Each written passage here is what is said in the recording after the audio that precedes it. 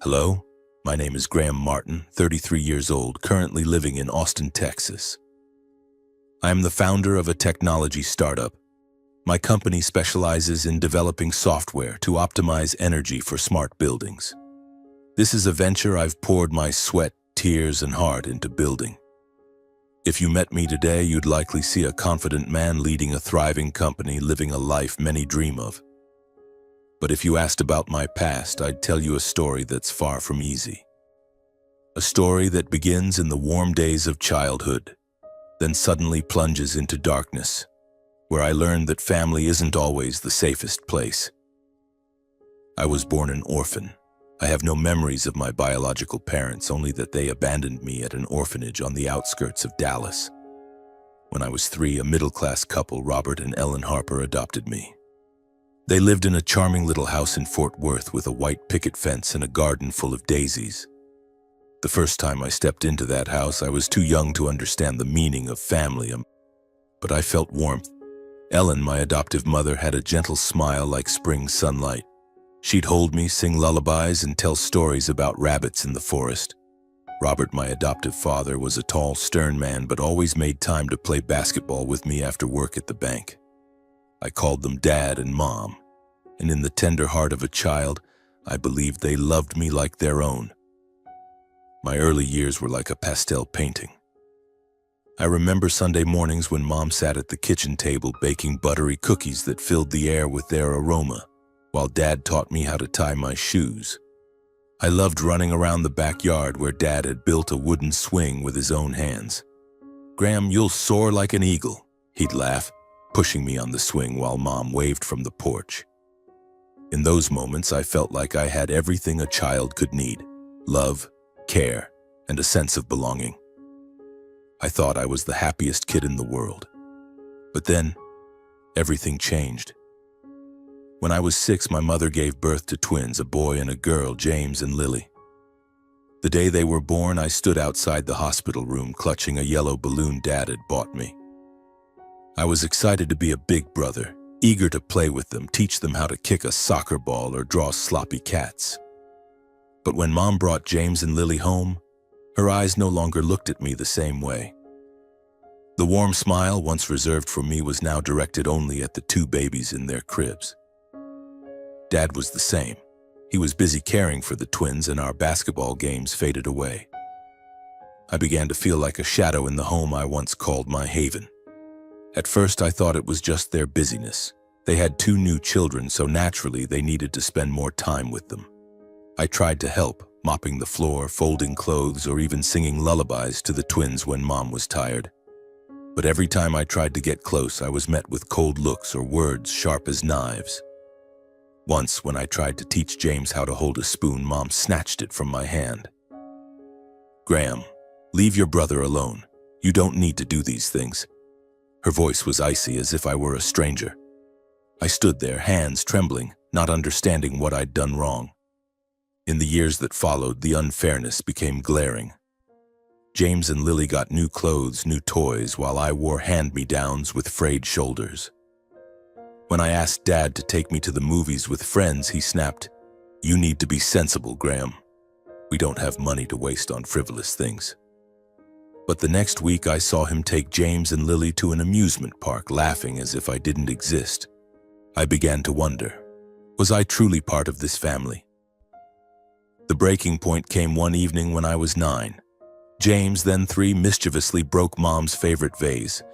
I tried to stop him, but Mom walked in, saw the shards on the floor, and turned to me. "Graham, what are you doing to your brother?" she screamed, her face flushed with anger. I tried to explain, but she cut me off. "You're just adopted, Graham. Don't think you have the right to discipline them." Those words pierced my heart like a dagger. I stood frozen, tears welling up, but I clenched my jaw, ran to my room, and locked the door. That night I hugged my pillow, crying silently, feeling profound loneliness for the first time. I was no longer their son. I was just adopted. From then on, I became withdrawn. I spoke less, smiled less, and avoided family dinners. I found solace in old books at the school library, where I could escape to other worlds where no one called me adopted. But despite the pain deep down, I was still grateful to my adoptive parents. They'd given me a roof, food, and clothes. I told myself that one day I'd succeed, repay them, and maybe, just maybe, they'd look at me like a son again. The rest of my childhood was a struggle to hold on to a shred of self-respect. I excelled in school, always at the top of my class, but never received praise from my parents. Meanwhile, James and Lily only had to scribble a drawing to be showered with hugs and have their artwork hung on the wall. Once I won first place in a school science competition and brought home a trophy to show them. Mom glanced at it and said, "That's nice, Graham, now go do your homework." But when Lily won a game at the park, Mom hugged her, beaming. "My girl is so talented." I stood there holding the trophy, feeling invisible. I began to question if I'd done something wrong. Was I not good enough? Was it because I wasn't their biological child that their love for me had limits? Or was there another reason? I didn't know. I let the pain and loneliness gnaw at my fragile soul. When I turned 18, I came to a painful realization. It wasn't that I was wrong, but that they had chosen not to love me. That truth hurt, but it also ignited a fire within me. I decided that even if they didn't see me as their son, I would live well and succeed, not to prove anything to them, but to prove it to myself. The day I packed my suitcase and left the house in Fort Worth, I didn't cry. I just told myself, "Graham, this is your chance. Don't look back." And I walked away carrying the scars of my childhood, but also a spark of hope that one day I would find a place where I truly belonged. I was accepted into the University of Texas at Austin with a partial scholarship, enough to cover tuition but not living expenses. My adoptive parents didn't give me a single dime. On the day I left, Dad just nodded and said, "Good luck," while Mom was busy cooking for James and Lily. I stood at the gate, looking at them one last time, hoping for a hug or a word of encouragement, but there was nothing. It felt like I had never existed in that house. I turned away, dragging my worn-out suitcase, and boarded a bus to Austin, where I would start from scratch. Austin in 2010 was a vibrant city full of opportunities, but also unforgiving to those with nothing. I rented a tiny room in an old building on the east side of town, where the walls were cracked and the air reeked of mildew. My bed was an old mattress on the floor, and my desk was a wooden crate I found on the street. I couldn't afford new books, so I borrowed from the library or got hand-me-downs from upperclassmen. But I didn't complain. I knew I had no right to. If I wanted to change my fate, I had to work twice, 3 times harder than others. To make ends meet, I took any job I could find. During the day, I attended classes. At night and on weekends, I worked as a server at a cafe near campus. Shifts stretched past midnight, my feet aching and the smell of coffee clinging to my hair. Some days, difficult customers yelled at me for bringing a latte instead of a cappuccino. I'd bow my head, apologize, and keep serving, because every tip was a meal for tomorrow. On top of that, I delivered pizzas on weekends. Pedaling through Texas's 40-degree heat, sweat soaking my shirt, I dropped off pizzas at well-kept houses where kids laughed in the yard. Seeing them, I couldn't help but think of James and Lily, of the days I dreamed of being loved like that. But I quickly pushed those thoughts away. The past was something I couldn't change, but the future was in my hands. College life wasn't easy. I studied software engineering, a field that demanded focus and creativity, but I was often exhausted from overwork. Some nights I sat in front of an old borrowed computer trying to finish coding assignments while my eyes burned from lack of sleep. I remember once during a group project I passed out at the keyboard, only waking up when a friend shook me. "Graham, you okay? You look like you're about to die," he asked, worried. I just smiled and said, "I'm fine, just a bit tired." But the truth was, I wasn't fine. I was fighting every day to avoid being crushed by debt, hunger, and loneliness. Student loan debt was my biggest burden. Despite the scholarship, I had to borrow more to cover rent and food. Each month, I spent as little as possible, often eating instant noodles or peanut butter sandwiches. Once I looked in my wallet and saw just $3 with the electric bill due soon. I sat in my dark rented room wondering if I was on the wrong path. But then I remembered my childhood, the sharp words, "You're just adopted." No, I couldn't give up. If I fell, I'd prove they were right, that I was worthless. I wiped my tears, stood up, and kept working. Despite the hardships, I never asked my adoptive parents for help. I had their phone number but never called. Part of me knew they wouldn't care. The other part wanted to stand on my own. I told myself that even if the world turned its back on me, I'd live well. Not to make them regret, but to avoid regretting myself. But sometimes in the long nights lying on that old mattress, I couldn't stop thinking about them. I wondered how James and Lily were if my parents ever mentioned me. Once I opened an old photo of the family taken when I was 5, standing between Mom and Dad, smiling brightly. Looking at it felt like a knife in my chest, but I didn't cry. I folded the photo, put it in a drawer, and told myself, "Graham, you don't need them anymore." Slowly, I found light in the darkness. At school, I made a few good friends who didn't know my past but treated me as an equal. One, Carlos, a cheerful Mexican guy, often shared food when he saw me eating just bread. "You're skinny as a stick, Graham. Eat this taco," he'd say, shoving a hot taco into my hand, refusing to take no for an answer. Moments like that, however small, made me feel less alone. I also found passion in software engineering. The dry lines of code gave me a sense of control. In the world of programming, no one cared if I was adopted or orphaned. If my code worked, I had value. I started joining group projects and coding competitions, gradually catching the attention of professors. Once, Carlos and I worked on a project about optimizing energy for smart buildings, a novel idea at the time. Our project won second place in a statewide competition, and for the first time I felt I could achieve something great. But life wasn't all bright. In my junior year, I got a call from an old friend in Fort Worth. "Graham, I just saw James and Lily at the mall with your parents. They looked happy. You should call them, it's been a while." Those words hit me like a bucket of cold water. I smiled, thanked my friend, but after hanging up I sat frozen, feeling like the world had collapsed. They were still living well, still happy, as if I'd never existed. I wondered if they ever thought of me even once. But then I shook my head, stood up, and kept coding. I couldn't let the past drag me down. Never. Graduation was a major milestone, but it also brought harsh reality. I graduated with honors, but the job market was tough due to an economic downturn. I applied to hundreds of places, from small firms to big corporations, but got only polite rejections. My student debt loomed larger, forcing me to move to an even cheaper apartment where neighbors' arguments pierced the thin walls every night. I kept working as a server and delivery driver, but the money barely covered debt, let alone a future. Once delivering pizza in pouring rain, I slipped and dropped the box. My boss docked my pay and the customer yelled in my face. I stood in the rain, soaked, staring at the ruined pizza on the sidewalk. I wondered if all this effort was worth it. But then I remembered the fire that had burned in me since leaving home.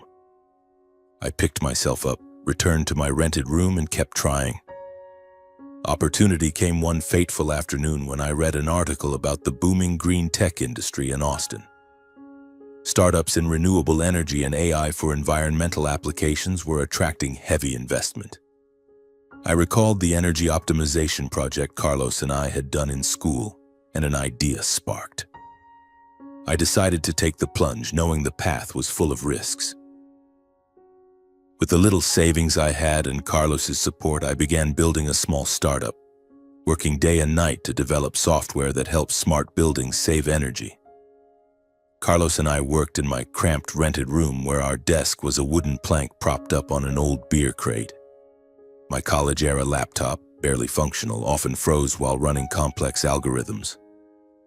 Carlos brought an old desktop computer, but it wasn't much better.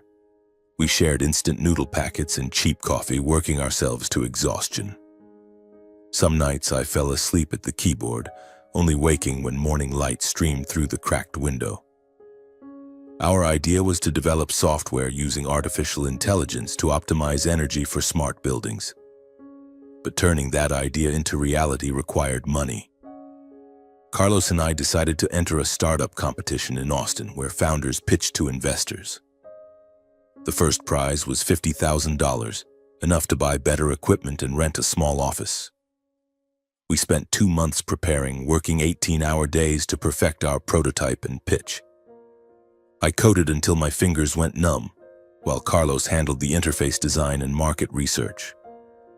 The night before the competition, I looked in the mirror and saw a gaunt guy with dark circles under his eyes, but they still burned with determination. "You've got this, Graham," I told myself. "You have to." On the competition day, I stood in a packed auditorium facing dozens of investors and rival teams. My hands shook as I held the mic, but I took a deep breath and began. I explained our idea, how it could save millions for commercial buildings and cut tons of emissions yearly. I shared my journey, an orphaned kid who grew up facing hardship but never gave up. I didn't know if my personal story resonated, but when I finished, the room erupted in applause. Carlos and I locked eyes, hearts pounding. We won second place with $25,000. It wasn't a fortune, but it was enough to make me feel I was on the right path. With that money, we rented a corner in a shared workspace in downtown Austin. Our office was just a wooden table, a few old chairs, and a whiteboard covered in scribbled notes. But to me, it was everything. I finally felt I had a place to belong, a goal to strive for. We founded our company, naming it GreenSync Solutions. The name was Carlos's idea, inspired by syncing technology with the environment. I wasn't good with names, so I just laughed and agreed. In 2018, a real opportunity came. We were invited to a green tech conference in San Francisco, a major event drawing startups and big investors. Carlos and I could barely afford plane tickets, but we gritted our teeth and spent the money, knowing this could be our last shot. At the conference, we pitched to a group of investors from a venture capital firm called Eco Ventures. They were impressed by how our software used AI to predict and adjust energy in real time. After the pitch, a middle-aged woman with silver hair, Susan Miller, the fund's director, invited us to dinner to discuss further. That dinner was the first time I felt truly heard. Susan wasn't just interested in the product. She asked about my story. I told her about my journey, not to win sympathy, but because I wanted her to know I wasn't in this just for money. I wanted to create something meaningful, something that could make the world better. Susan nodded, her eyes full of empathy. At the end of the dinner, she said, "Graham, I believe in you. Not just because of the product, but because I see you never give up." A week later, Eco Ventures agreed to invest $1 million in GreenSync Solutions for a 20% stake. That money changed everything. We moved into a real office, hired 3 engineers and a marketing specialist.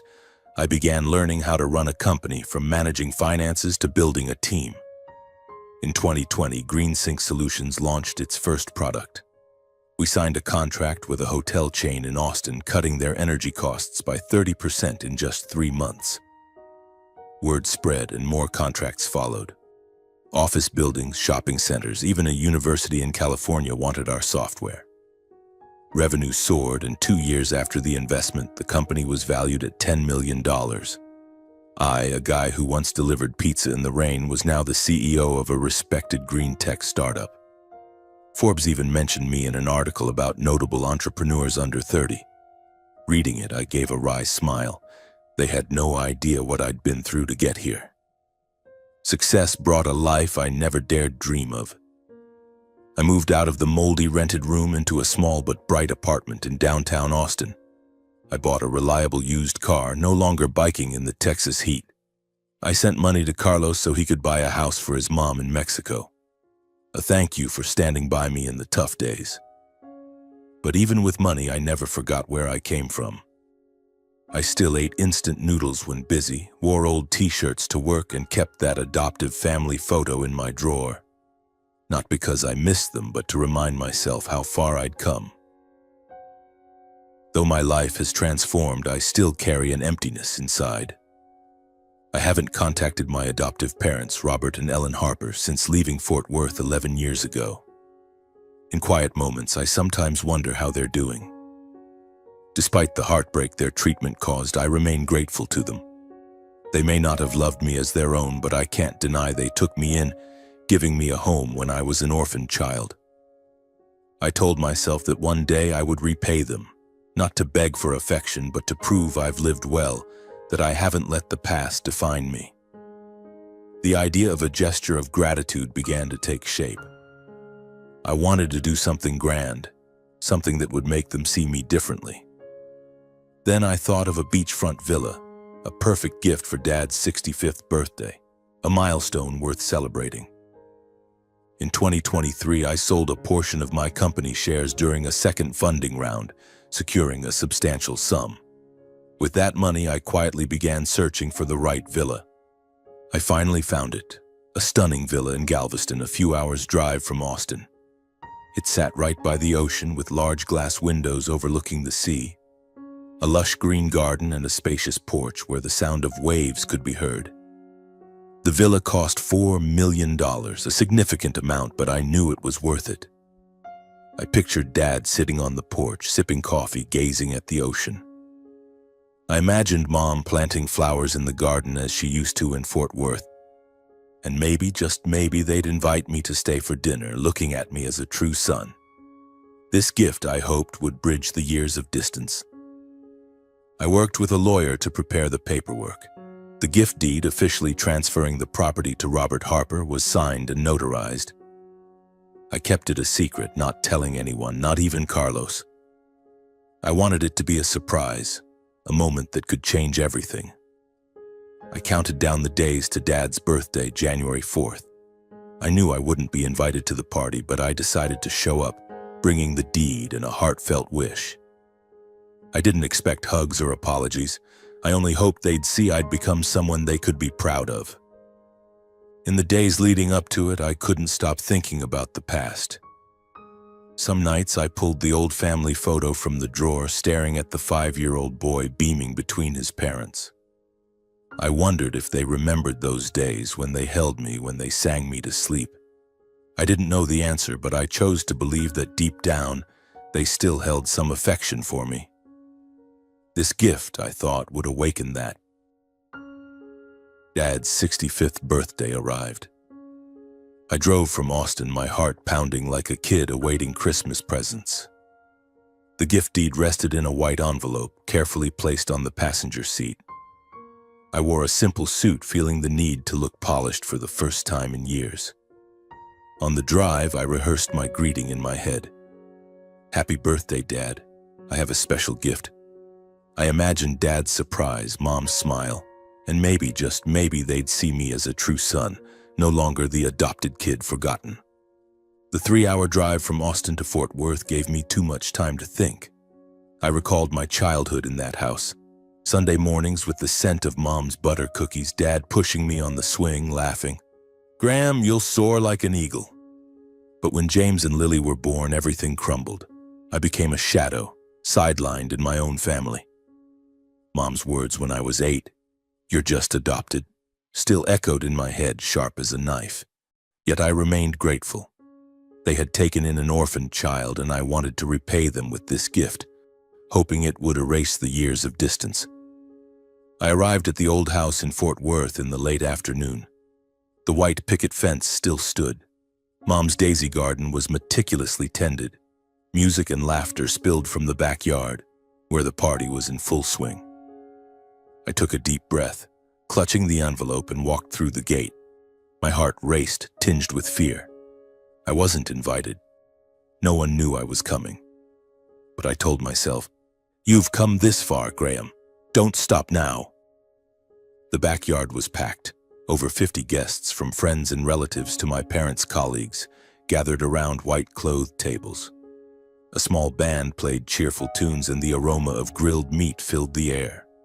I stood at the edge, trying to blend in, but the moment I stepped forward, I felt eyes on me. James and Lily, now 27, spotted me almost instantly near the food table.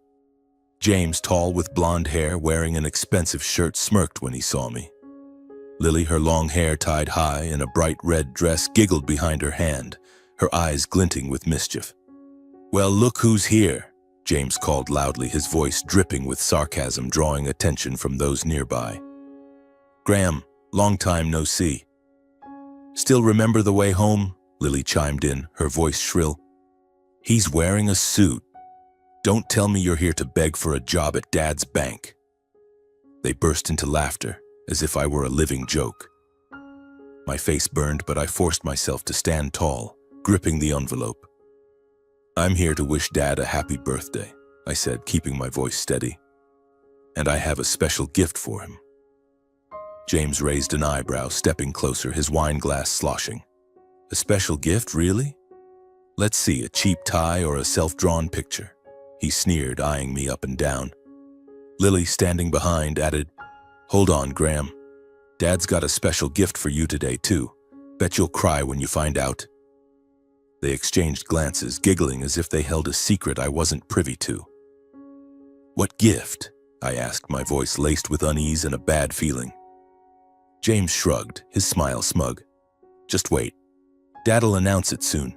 Trust me, you'll want to see it before doing anything stupid." Their words made me pause.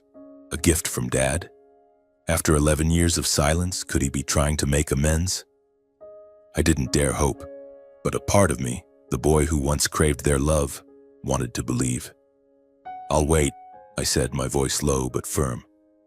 James and Lily laughed loudly as if I'd said something hilarious. "Good call, Graham, don't go anywhere," Lily said, then pulled James back to their friends, leaving me alone in the sea of people. I scanned the crowd, searching for my parents.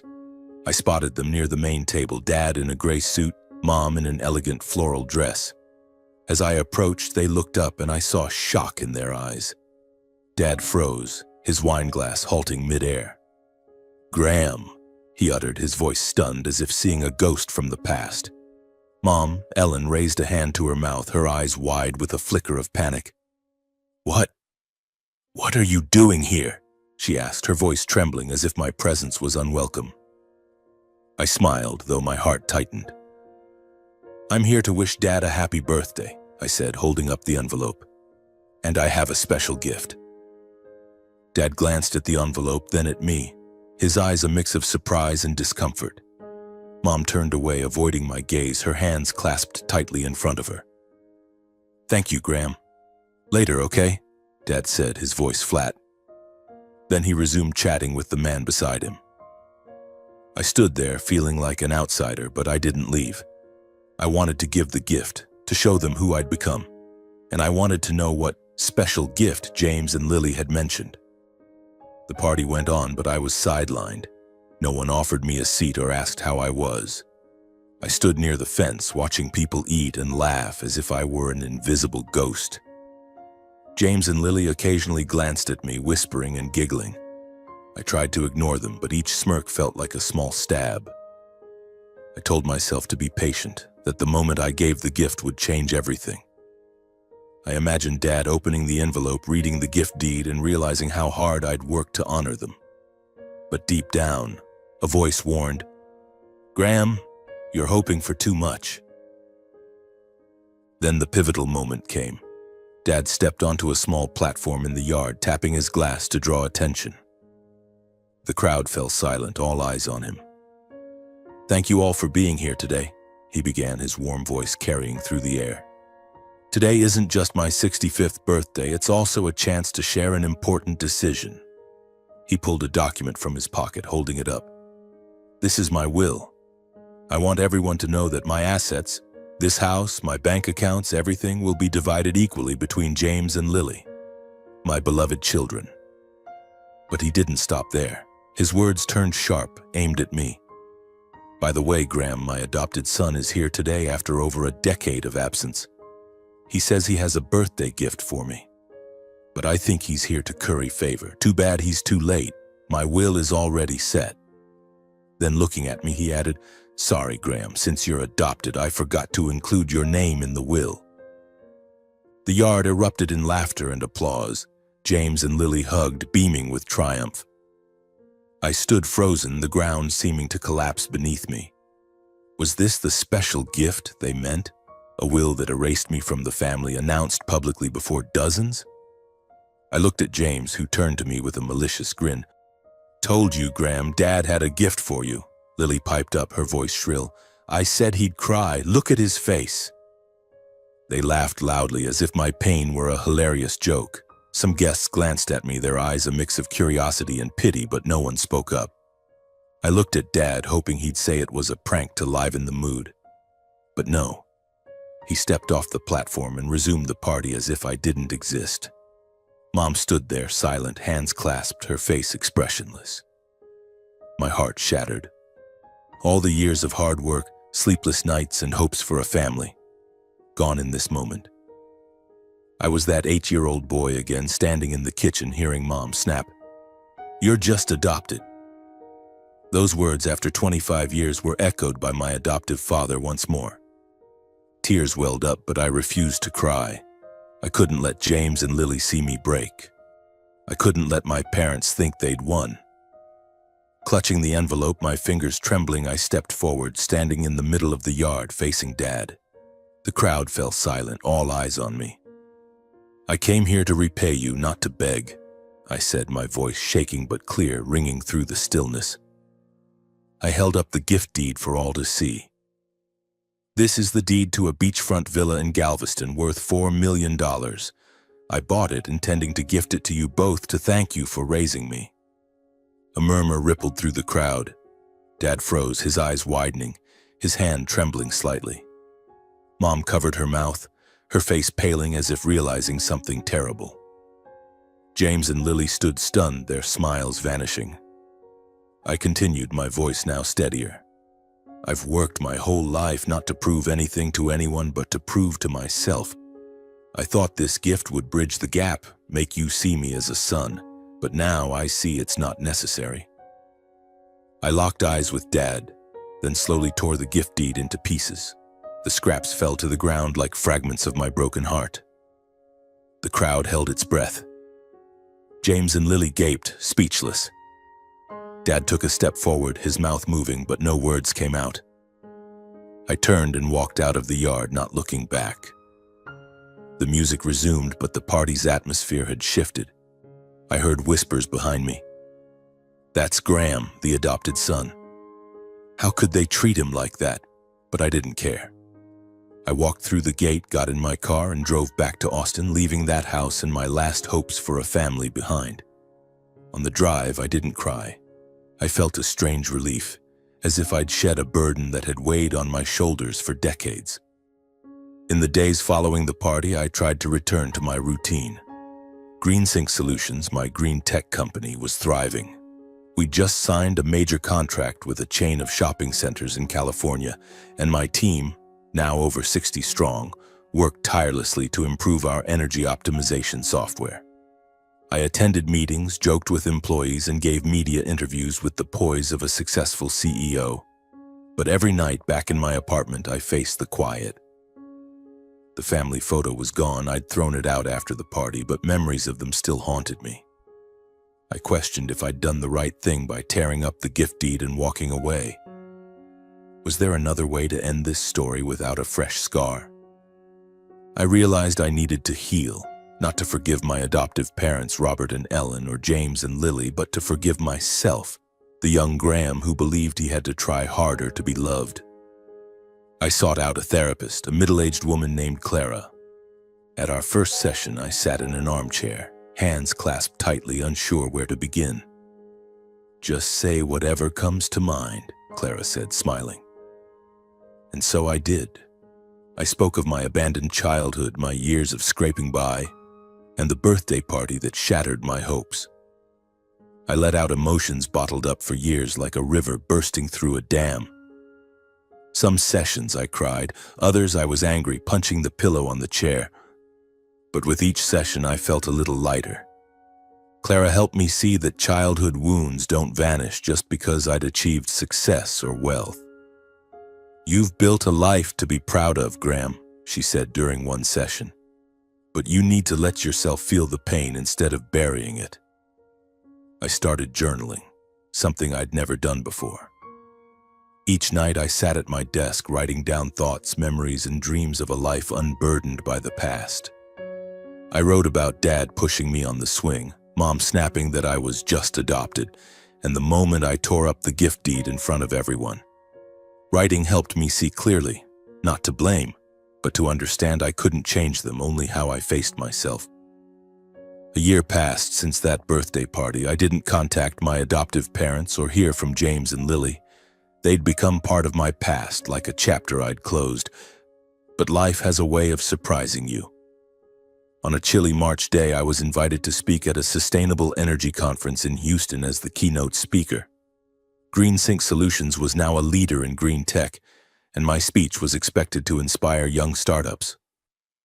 On stage, before over 500 people, I shared my journey, from an orphaned child to the CEO of a multi-million-dollar company. I didn't mention my adoptive parents, but spoke of the wounds that shaped me and how I turned them into drive. When I finished, the audience gave a standing ovation. I smiled, feeling I'd come a long way. After the speech, I mingled in the reception area, shaking hands with investors and chatting with students. Suddenly, an elderly woman with silver hair and a high bun wearing a green sweater approached. Her eyes were gentle but tinged with emotion. "Graham," she said, her voice warm. I racked my brain to place her. Then it hit me. She was Aunt Margaret, Mom's older sister, whom I'd met only a few times as a child. "Aunt Margaret?" I blurted, surprised. She nodded, smiling, but her eyes were red. "I heard your speech," she said.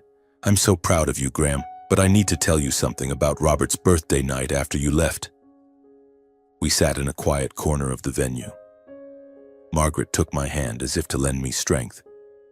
She said that after I tore up the gift deed and left the party, the mood in the yard grew heavy. "Everyone was stunned, Graham," she said. "No one expected you'd achieved so much, a $4 million villa meant as a gift for Robert and Ellen. But what shocked them more was how you left, not crying, not begging, just head held high." She said some guests began whispering, criticizing my adoptive parents for their unfair treatment. A longtime friend of Dad's, George, told him bluntly, "Robert, you've lost an incredible son." James and Lily, Margaret said, initially acted unbothered. They laughed, saying I was just showing off. But when some relatives left early, unwilling to witness the pretense, the siblings fell quiet. "Lily looked guilty," Margaret said. She sat alone in a corner, saying nothing. James tried to act confident but drank too much, like he was trying to forget something. Dad, Robert, didn't speak for the rest of the party. He sat at the main table, staring at the torn pieces of the gift deed on the ground, his eyes vacant. Margaret said that as she left, she saw him pick up each piece and slip them into his pocket. Hearing Margaret's account, a wave of emotion surged through me. I didn't know what to feel: pain, anger, or just emptiness. "Do you think they regret it?" I asked, my voice hoarse. Margaret sighed, squeezing my hand. "I believe they do, Graham. But they're too proud to admit it. Ellen never mentions you to me, but I know she reads every article about you. Robert, he's aged a lot since that night. I think he knows he was wrong but doesn't know how to fix it." I sat silently, gazing out the venue's window, sunlight streaming through large panes. I wasn't angry at my adoptive parents, not exactly. I was just sad. Sad that we could have had a different story if they'd chosen to love me as their own. But I was also grateful for Margaret. "Thank you, Aunt Margaret," I said, smiling. "I'm okay, really." She hugged me, and for the first time in years, I felt a touch of warmth from someone in my adoptive family. After our meeting, I returned to Austin, continuing my journey. I didn't try to contact my adoptive parents or James and Lily. I didn't need their regret or apologies. I'd found freedom, not by running from the past, but by facing and releasing it. In the time that followed, alongside therapy, I found new meaning in helping others.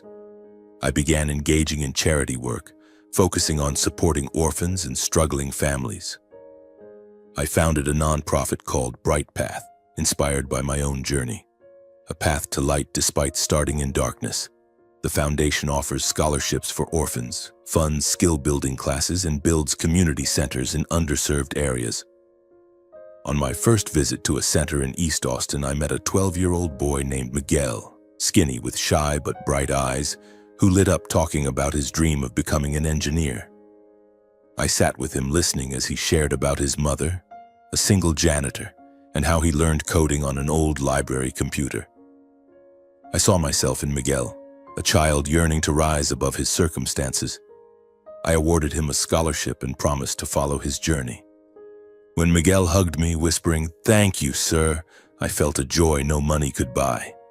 Charity work didn't just help others, it healed me. Each time I met an orphaned child, each time I saw hope in their eyes, I was reminded I wasn't alone. I'd found my family not in Fort Worth, but in the people I helped, in my Green Sink team, in friends like Carlos who'd been there through my darkest days. I began to slow down, savoring small moments. A morning jog by the river, a hot coffee in my office, a video call with Carlos and his mom in Mexico. I learned to love myself not through success or recognition, but by accepting I'd done my best. And for me, that was enough.